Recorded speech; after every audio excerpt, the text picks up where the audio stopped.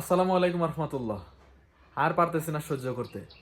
যে দেশে সংসদীয় আইনে বৈধ যে শিক্ষা জাতির মেরুদণ্ড, আর সেই দেশের শিক্ষকেরা থাকে ওই থানা হাজতে, জেলে, রিমান্ডে।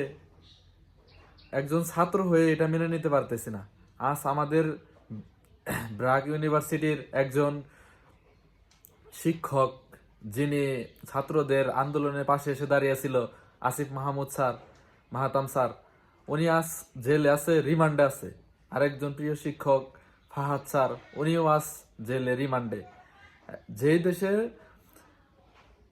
শিক্ষা শিক্ষা জাতির মেরুদণ্ড সংসদের আইনে লেখা, সেই দেশে শিক্ষকেরা যদি ওই রিমান্ডে থাকে, তাহলে আমাদের বাংলাদেশের এই শিক্ষা জাতির মেরুদণ্ড, এই কথাটা আমরা ছাত্র হয়ে মেনে নিতে পারতেছি না।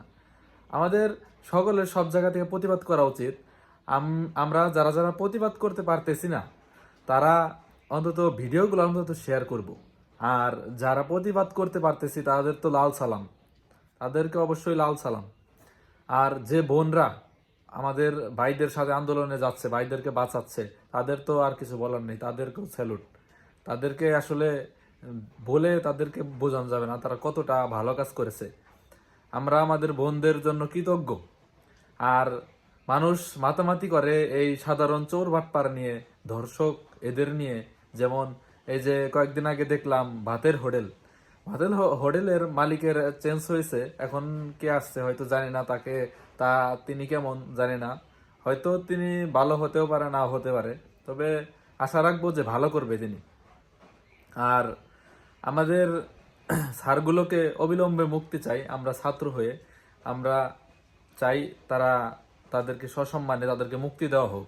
আর শুনলাম কালকে ঢাকা বিশ্ববিদ্যালয় ঢাবির ছাত্রদের সাথে শিক্ষকের আন্দোলন চালিয়েছিল, আন্দোলন করেছে, এই জন্য তাদের বাসায় গিয়ে নাকি রাতে হেনস্থ করা হয়েছে।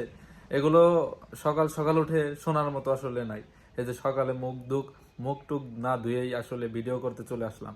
এই ভিডিও আসলে ঘুম থেকে উঠে এইরকম কাহিনী দেখলে আসলে মাথা ঠিক থাকে না।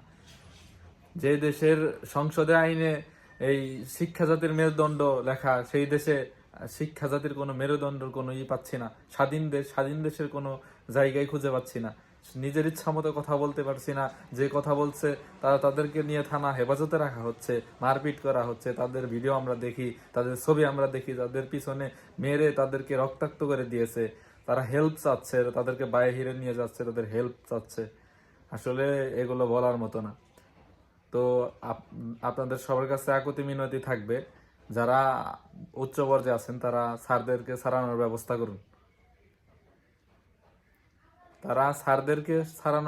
করুন। কারণ স্যাররা যে জেলে থাকবে আর আমরা ছাত্ররা বাইরে থাকবে, এগুলো আমরা মেনে নিতে পারতেছি না।